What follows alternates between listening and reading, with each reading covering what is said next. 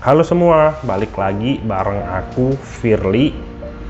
Nah, di video kali ini aku mau ngebahas sebuah film, tepatnya pemain dari film Glass. Kamu penasaran? Simak terus ya.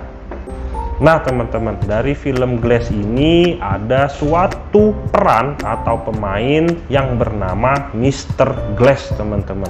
Mr. Glass ini mengalami sebuah penyakit yang bernama osteogenesis imperfecta teman-teman. Nah, penyakit ini juga ditemukan di dunia nyata teman-teman, enggak cuman di film doang. Jadi, osteogenesis imperfecta itu merupakan sebuah penyakit yang disebabkan oleh kerusakan atau kelainan dari genetik teman-teman, yang mempengaruhi dari kolagen dan protein yang menguatkan tulang.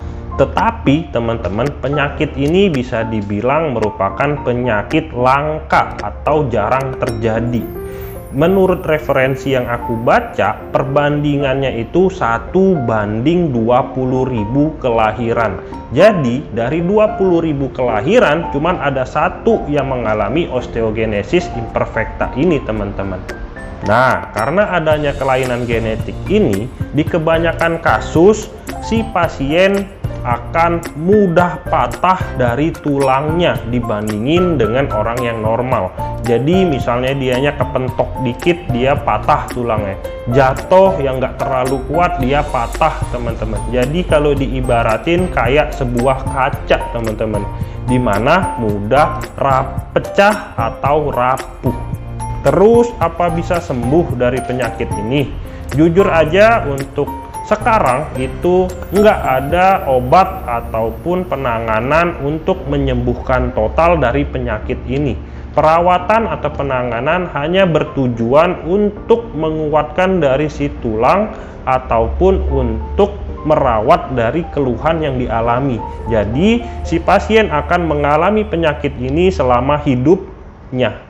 Yap, memang cukup mengerikan dari si penyakit ini, di mana si tulang mudah patah teman-teman. Tetapi yang kata aku sebelumnya tadi, penyakit ini cukup langka, jadi jarang ditemukan. Tetapi tidak menutup kemungkinan juga.